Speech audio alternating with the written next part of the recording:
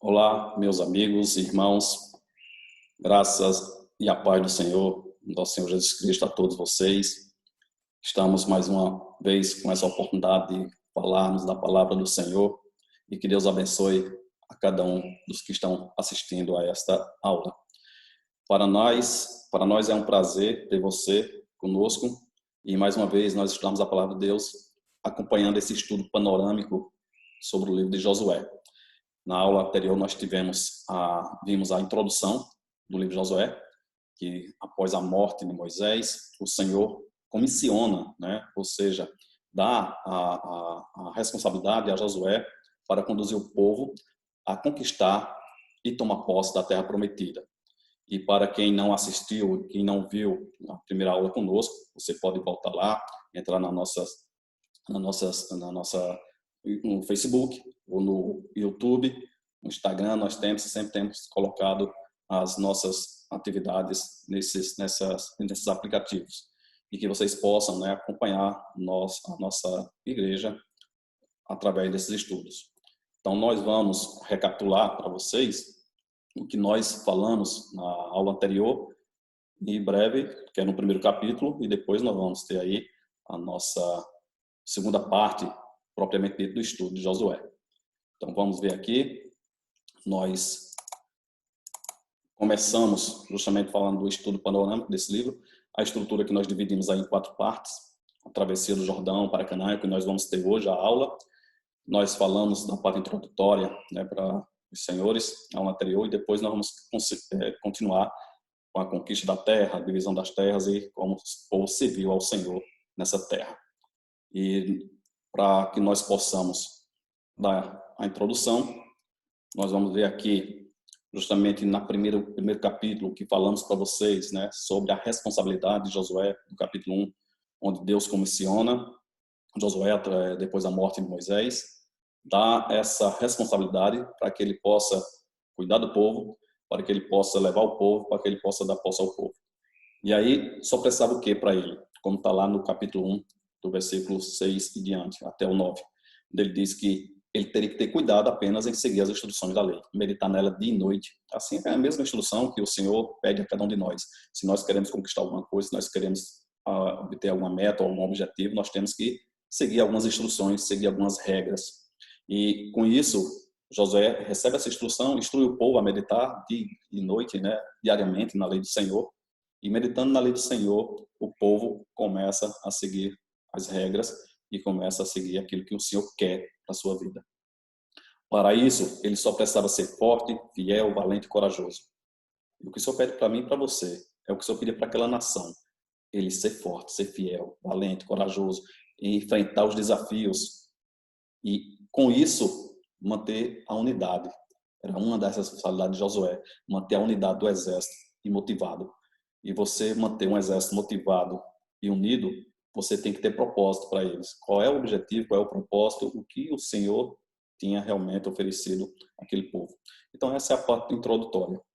Na aula de hoje, nós falaremos dos preparativos para a travessia do Jordão, que é justamente o tema da nossa aula.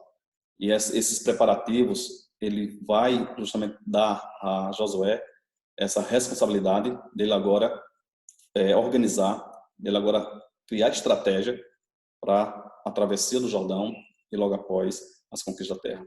Então, pega a sua Bíblia e nós vamos ler aí no capítulo 2, reservei para nós lermos, o capítulo 2, o versículo 9 ao 11. Vamos fazer essa leitura para que nós possamos dar continuidade ao estudo de hoje. Diz o versículo 9: E lhe disse: sei que o Senhor lhe deu essa terra.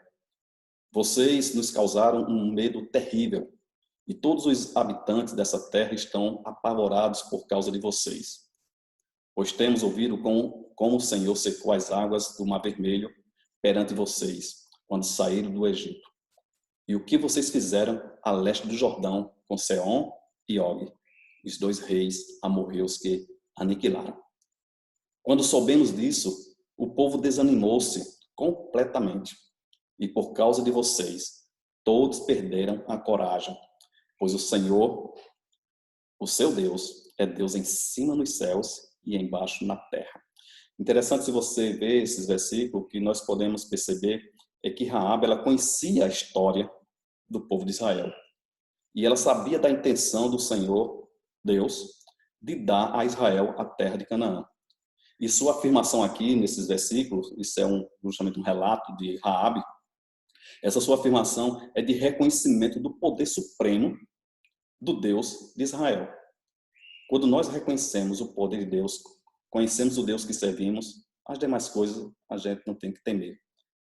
E imaginem vocês aqui que Raabe era apenas uma estranha, mas ela reconheceu o poder de Deus, reconheceu a maneira como Deus operava na vida do povo de Israel.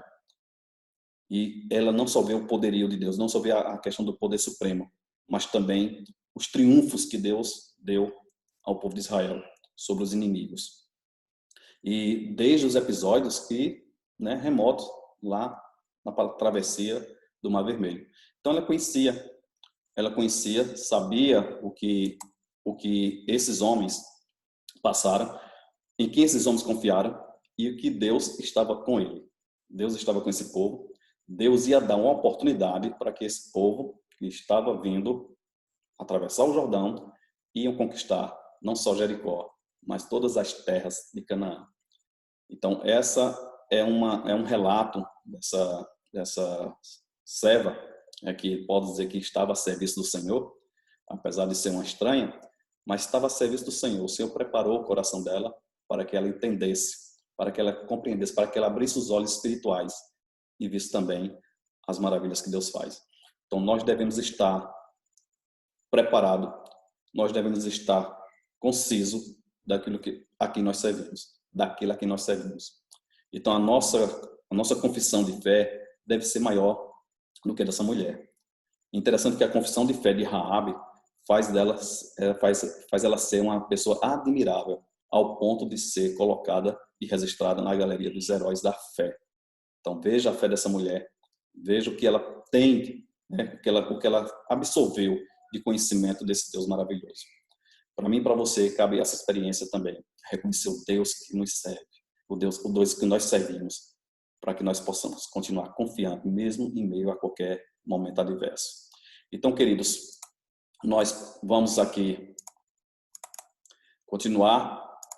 Nós temos aqui, justamente nesse capítulo 2, o que nós lemos, Josué, os espias e Raabe. É o resumo desse capítulo.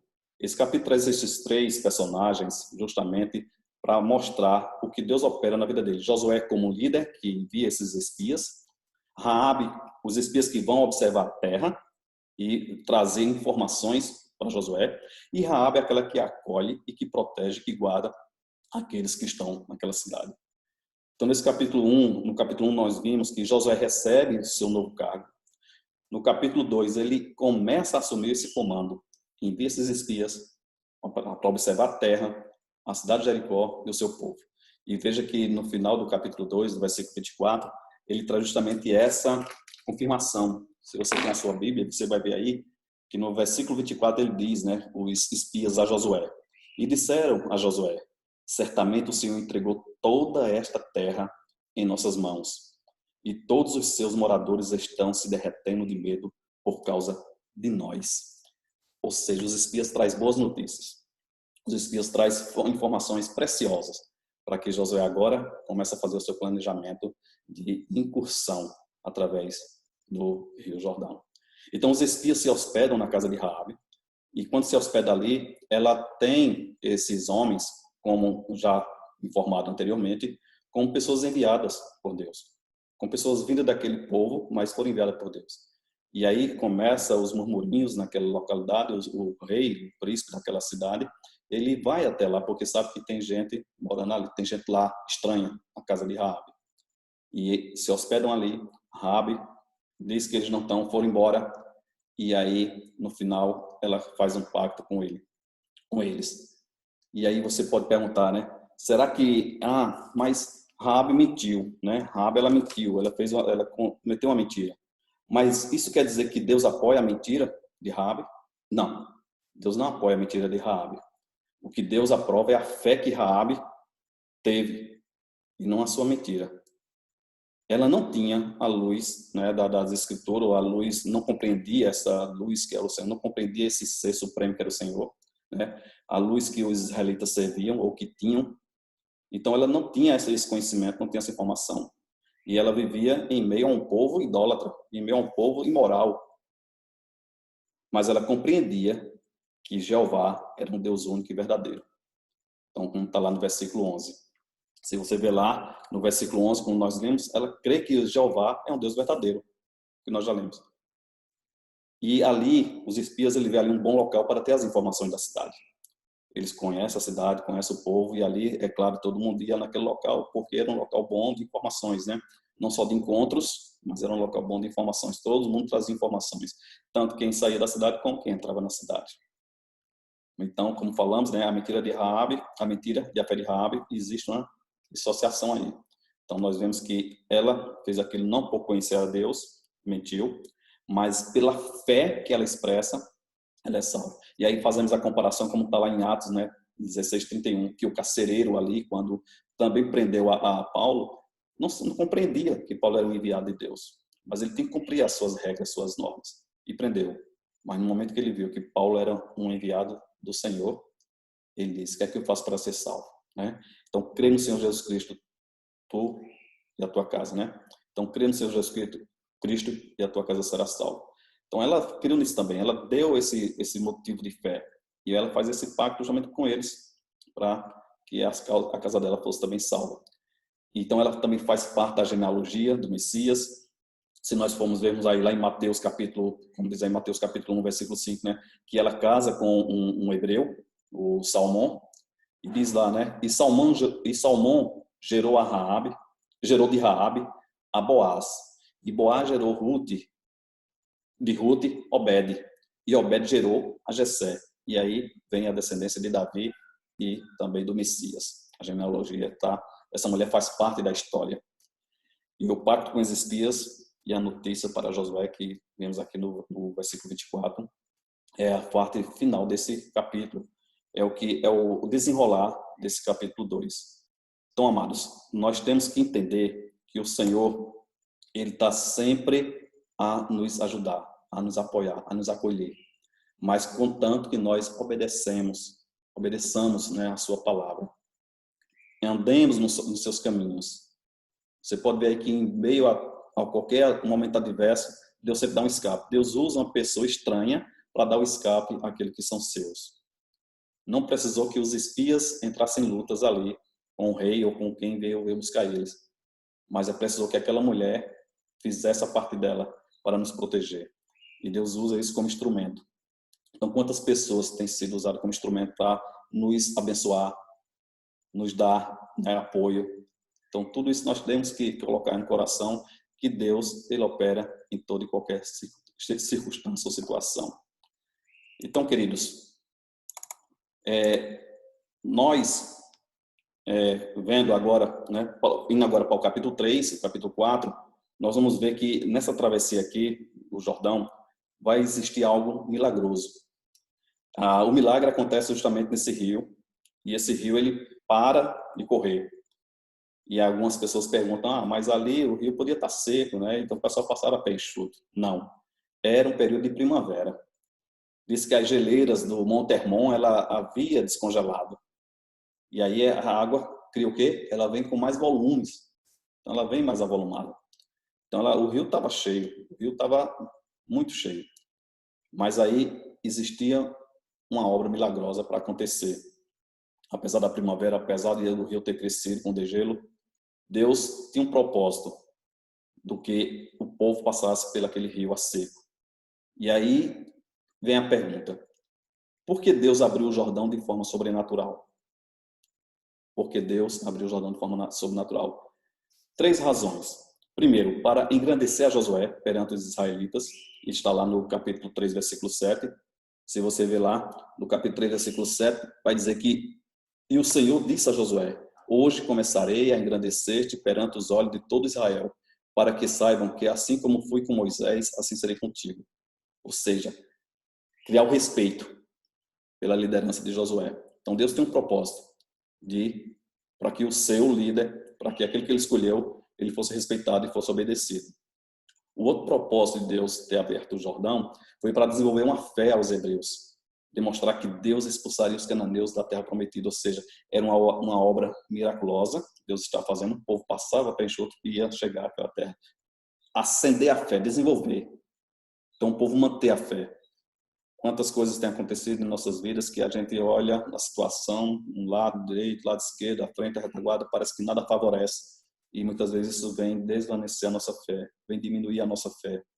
O que Deus quer é que nesses momentos nós continuemos com fé, perseverança, confiando que Deus está no negócio.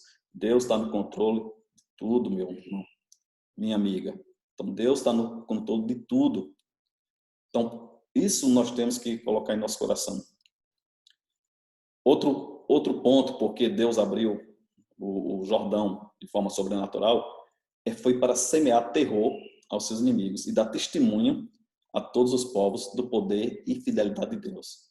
Ou seja, pode ver lá que nos últimos versículos do capítulo 4, você vai ver lá que o povo estava atemorizado. O povo estava atemorizado ao ponto de, né, sabe, e agora nós estamos perdidos.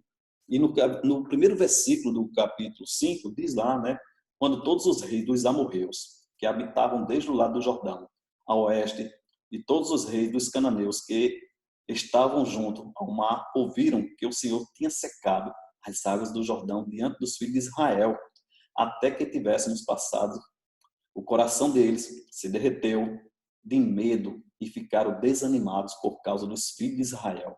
Veja aí o temor que causou até os príncipes, né? Então eles ficaram o quê? Deus fez aquele milagre para causar justamente o terror aos seus inimigos. E Josué conduz o povo de forma segura, e isto desenvolve o respeito e a confiança do povo sobre Josué. Capítulo 4, versículo 14, ele dá essa confirmação. Se você ver lá comigo, o que é que diz aqui? Naquele dia o Senhor engrandeceu Josué na presença de todo Israel e respeitaram-no todos os dias da sua vida como havia respeitado Moisés. Ou seja, o Senhor honrou o seu líder. O Senhor honrou aquele que ele botou à frente. Então, aquele que o Senhor escolhe, o Senhor honra. Agora não é como hoje. Muitas pessoas se acham, eu posso ser líder, eu posso ser aquilo. Ou então, né, quando tem desavença nas suas igrejas, aí acha que pode ser um grande líder. E aí começa a montar um ponto ali, outro ponto acolá. Se acham líder, se colocam na posição de líder, sem ser escolhido de Deus. E aí nós vemos o que acontece. Muitas heresias, muitas coisas que não agradam ao Senhor. Então, queridos, nessa travessia do Jordão, do capítulo 3 ao capítulo 4, que nós estamos aqui concluindo esse capítulo, nós vemos aqui que o milagre, ele aconteceu foi concretizado, foi necessário para que os israelitas tomassem 3 atitudes. A concretização desse milagre teria que ser por 3 questões. Como é que um milagre pode acontecer se o povo não fizer algo? Muitas vezes você quer as coisas, você quer as bênçãos, mas não dá um passo de fé, não dá um passo de obediência, não dá um passo de obrigações. Então você tem que entender que aquilo que você almeja tem que ter as atitudes para que isso possa acontecer.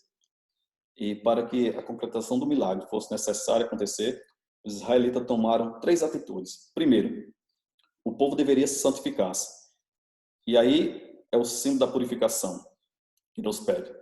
O povo teria que santificar-se, se abster das coisas imundas.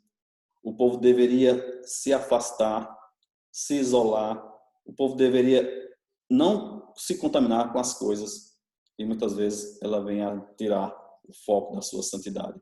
Então, santificar-se é purificar-se. Santificar-se é você se afastar das coisas que muitas vezes te contaminam. Então, veja no capítulo 3, versículo 5, o que o Senhor diz para Josué. O que é que Josué diz para o povo, né? Diz aqui, Josué diz para o povo, santifiquem-se, porque amanhã o Senhor fará maravilha no meio de vocês. Santifiquem-se. E o povo não só santificou, né? Não só se limpou, não só se tomou banho, como diz, né? Das suas vestes, limpou as suas vestes, mas também do coração. Do coração. Outra coisa que o povo deveria fazer era ser guiado pela arca, conduzido pelo sacerdote, obedecer à condução da arca. Para onde a arca ia, eles teriam que ir. Então o sacerdote conduziu a arca E os povos deveriam seguir os sacerdotes. E o terceiro ponto é que os sacerdotes deveriam dar um passo de fé, ou seja, pisar na água. Quando diz que o povo deve ser guiado pela arca, ou seja, nossas ações, nossos pontos, nossos objetivos, nossas metas, planos, elas têm que ser guiadas pelaquilo que o Senhor quer em nossas vidas. Não é pelo desejo que eu quero, que eu vou almejar as coisas, o que eu desejo e que isso vai obter. Não. Será que aquilo que eu estou querendo está nos planos de Deus? Então, veja, se estiver nos planos de Deus, vai acontecer. Se não, você vai, perder as suas bênçãos. Então, seja guiado pela vontade de Deus. É a vontade de Deus que nos guia, é a vontade de Deus que nos concede as vitórias, né? E nesse inteirinho também, nesse capítulo, Josué diz que escolheu aqueles 12 homens, os principais, de cada tribo, para que ele liderasse o exército, cada um com as suas equipes. E esses homens, ali, o líder, cada um teria que tirar uma pedra do meio do rio. E essa pedra serviu para quando todo Israel passasse, ela serviu como memorial. E esse memorial de pedra foi erigido justamente significando que Israel passou a seco o Jordão, de forma segura e para a terra prometida. E aí mostra que Deus continua sendo fiel. A fidelidade de Deus, ela é imensa. Então, os homens passaram a ser. Essa passagem que o Israel fez com a revista do Senhor. Veja que os sacerdotes eles levaram a arca. E diz que essa arca ela ia a 1 quilômetro de distância. O povo vinha atrás. Ela a 1 quilômetro de distância, para que o povo não perdesse de vista. E também não estivesse muito próximo. E quando ela parou no meio do rio, esperou que todo o povo passasse. Quando todo o povo passou, e aí a arca foi atrás. Ou seja, todo o povo de Deus passou em revista no olhar de Deus. Deus passou em revista a todos eles. E o sucesso da passagem pelo Jordão precede de santificação, de fé, de ordem, de obediência. Então, se nós não praticarmos a nossa fé, se nós não praticarmos a nossa obediência, então nós temos que ter fé, mas ser obediente à palavra. A fé, muitas vezes, você diz apenas só de bocas, só de dizer, mas não de praticar. E muitas vezes a gente pede fé ao Senhor, e quando vem os momentos adversos, a gente se desespera. É aí que o Senhor está nos treinando. É aí que o Senhor está mostrando que continue com a sua fé, que tudo vai dar certo. Tudo vai acontecer. Então, nós temos que entender que há um propósito de Deus em tudo que Ele faz em nossas vidas. Amados, é interessante que com esse livro de Josué, nós também vamos compreender o que é ser um líder, o que é estar à frente de uma obra, o que é estar à frente de um trabalho. E quando Josué leva esse povo, atravessa o Jordão, ele chega justamente no ponto onde ele teria que fazer a reorganização desse povo. E é nesse ponto onde ele faz o quê? O acampamento. Ele chega em Gilgal. Gilgal passa a ser um ponto estratégico para que esse povo faça uma base de operação. E essa base de operação do exército é onde ele vai planejar as próximas etapas. E Gilgal significa círculo ou roda. Provavelmente teria sido um círculo de pedra que serviria para propósitos religiosos, representava a presença de Deus, assim como Betel representou também a presença de Deus. Então era um ponto ali que Deus fazia presente. Então o povo Gilgal, essa base de operação para o exército de Israel, ou seja, as estratégias. Era a estratégia para tomar as fortalezas de Jericó e de Ai, que seriam as próximas cidades. E também o exército, quando estava em combate, as suas famílias ficavam ali instaladas. Ou seja, era o apoio logístico à sua família que estava ali naquela base. E vamos ver mais tarde que depois esse local ele passa a ser um ponto também de reunião para as divisões das terras. Quando há a conquista, todos voltam a essa cidade e ali vão fazer a divisão e a separação para a posse da terra. E percebemos que Gilgal estava bem próximo de Jericó, ou seja, Jericó estava próximo ali, rodeada de palmeiras, de bálsamos, vegetação de todo tipo. Para quem estava há tempo no deserto, ver aquela cena era algo maravilhoso. E em Gilgal houve 2 importantes acontecimentos. além do encontro de Josué com o anjo do Senhor.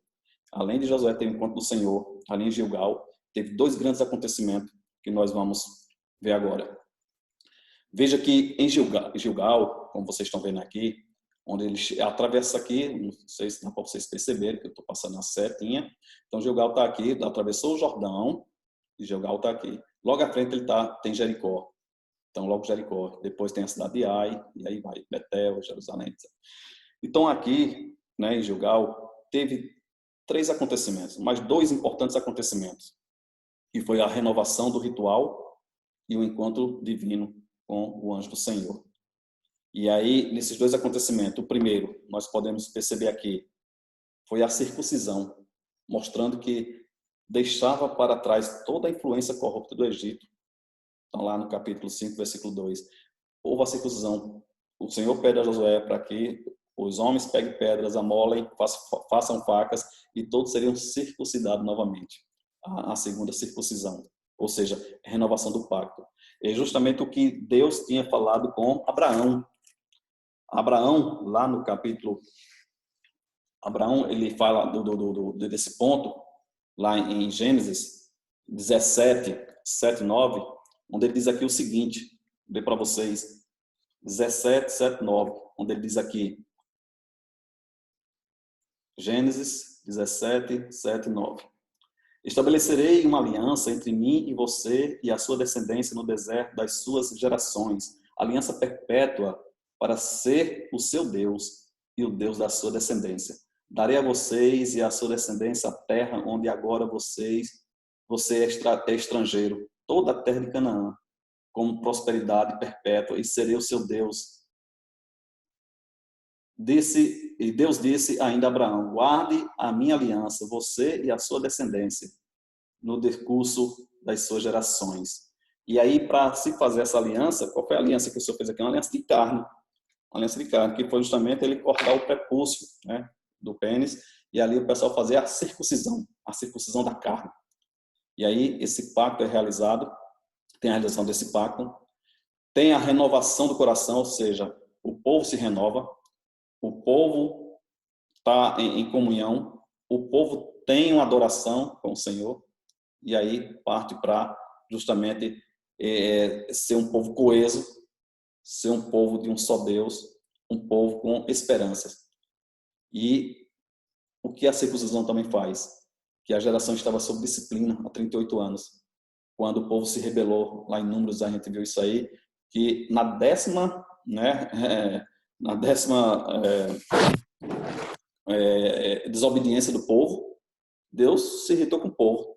Disse, olha, agora vocês não vão mais passar ao Jordão. Vocês não vão mais ter posse da terra prometida. E aquele povo, ele foi justamente pago um castigo. Aquela geração não entrou. Daquela geração só sobrou 2, Josué e Caleb. Então o povo estava sob disciplina de Deus. Aquele povo não entraria. Deus disciplinou. E aí, quando ele chega ali, quando chega em Gilgal, é justamente isso. A circuncisão teria essa realização do pacto, a renovação do coração e a geração sair da disciplina. Deus ia renovar o pacto com eles. E a outra celebração que acontece é a Páscoa, a primeira Páscoa que é feita na terra, na nova terra. Está lá no versículo 10 desse capítulo. E assim como esses 2 ritos preparavam-os para a guerra santa, os crentes se preparam para a luta espiritual, despojando-se das obras da carne e tendo comunhão com Deus. Quando nós dizemos, né, o batismo, a ceia, são coisas importantes na vida do crente. O batismo e a ceia, isso dá essa conotação, você fazer parte de um povo com o batismo, você fazer parte daquela comunhão, daquela comunidade. A ceia, né, você está em união, comunhão, participando daquele memorial. Eu não concordo muito hoje, nós estamos passando um momento, né, estamos em 2020, vivendo essa pandemia, e o pessoal hoje vive, né, preocupado, como é que eu vou fazer a ceia online, pela internet, o batismo. Aí você perde a comunhão. Não é bíblico, porque tem que ser tanto a circuncisão, tanto o batismo como a ceia, deve ser uma coisa memorial, deve ser uma coisa cerimonial, deve ser uma coisa pública, com comunhão, com pessoas, não isoladamente, cada um onde está, né? E a passagem pelo Jordão demonstrou que os israelitas não estavam sob o julgamento de Deus, mas sim em marcha do cumprimento do pacto, como nós vimos, né, no versículo lá em Gênesis. Então, a passagem do Jordão demonstra isso. E a partir desse momento que o povo celebra a primeira Páscoa, o maná cessou, pois já não era necessário eles se alimentar mais, ser sustentados de forma milagrosa pelo Senhor, porque eles estavam em uma terra onde abundava o alimento natural. Aqui abundava o alimento natural, assim como eles viram lá, tinha um testemunho, que era uma terra que manava leite e mel. Então, manava leite e mel. E, queridos, para nós ir adiante, o outro ponto que acontece aqui é justamente o encontro que Josué tem com o príncipe. Josué tem um encontro com Deus. Assim como Moisés teve um encontro com Deus, na sarça ardente, Josué vai ter essa experiência também aqui. Ele vai ter um encontro com esse anjo, com a espada desembaiada, que ele conversa com Josué. Josué chega a perguntar se ele era dos deles ou era dos inimigos. E Josué, como ele sentia essa sobrecarga pesada, assim como Moisés sentiu que a carga era pesada, ele precisava de um apoio espiritual. Precisava de alguém que fosse com ele, que fosse o braço forte dele. E Josué, sentindo sobre seus ombros, apesar da carga da liderança, ele vai para um ponto, e nesse ponto tem um encontro com o homem de Deus, ou seja, o anjo de Deus. E era o próprio Deus que estava ali, que era a força para comandar e proteger, ou seja, dando as instruções para Josué. Então aí nós podemos concluir que esse anjo, ele chega a fortalecer Josué na batalha. Ele diz, estarei contigo, a batalha não é tua, mostra que a guerra não é de Josué, e sim é de Deus. E Josué reconhece que está diante de alguém maior, não é pela sua força, mas é pela força de Deus que ele vai receber e vai conquistar as terras. E ali ele também recebe a revelação dos planos para conquistar Jericó. O Senhor ressalta seu compromisso pelo acompanhamento das tropas que estão sob seu nome. Ou seja, o povo de Israel era o povo de Deus. E para as nações, todos sabiam que Deus era com aquele povo. E para que o nome de Deus não fosse colocado por terra, Deus é com eles. E causa temor, causa medo nas nações que estão à frente. E o sucesso da guerra depende justamente da obediência de Josué às instruções recebidas do anjo de Deus. Para mim e para você, toda conquista depende de obediência. E concluindo, amados, nós chegamos a essa segunda parte, conhecendo que a liderança de Josué, ela foi estabelecida por Deus. Não foi algo que ele, eu quero, eu posso, eu vou. Não. A liderança dele é estabelecida por Deus. E nós vimos aí do capítulo 1, que quando o Senhor chama, nós vimos em Números, em Deuteronômio, essa confirmação. E aí ele chega a fazer esse acordo também com as tribos que já estavam antes do Jordão. E as tribos que eram de Ruben, de Gad, a minha tribo Manassés, para que eles fossem com o restante da tribo para conquistar as terras. Depois eles viriam para as suas terras. Porque ele, no começo, não queria ir. E Moisés tinha prometido, vocês terão que ajudar os irmãos de vocês, para que eles possam conquistar a terra. Depois vocês voltam para suas terras. Mas o exército de Ruben, de Gad, de Manassés, teria que acompanhar o restante das tribos para receber as terras. E isso mostra o quê? Lealdade. Isso mostra pessoas que estão lado a lado ali, confiando. E a outra confirmação que nós vemos lá no capítulo 3, versículo 7, é quando o Senhor diz que vai abrir o Rio Jordão, e ele diz, hoje começarei a engrandecer você aos olhos de todo Israel, para que saiba que, como estive com Moisés, assim estarei com você. Confirmou novamente a liderança de Josué. A outra confirmação, capítulo 4, versículo 14, as promessas, que está lá no 3, 7, é cumprido de forma dramática na travessia do Jordão. E, por fim, o encontro de Josué com o príncipe dos exércitos, que é isso que nós vimos. O príncipe dos exércitos do Senhor. Foi como um encontro de Moisés na sarça ardente. O Senhor falou diretamente com Moisés. Falou ali com ele, diz, o lugar que tu estás é santo. Tira o calçado dos teus pés. E assim, da mesma forma, esse anjo fala com Josué. Tira o calçado dos teus pés, que o lugar que estás é santo. Então, amados, isso prova que em todo e qualquer momento Deus está conosco. Que Deus possa te abençoar, que Deus nos abençoe a saber o que é uma liderança administrada ou dirigida pelo Senhor. Que o Senhor possa nos capacitar, nos dar sabedoria e possamos ser líderes realmente guiados por Deus. Que a próxima aula nós possamos estar juntos e que Deus lhe abençoe com a graça do Espírito Santo, em nome de Jesus. Amém? Deus abençoe, amados.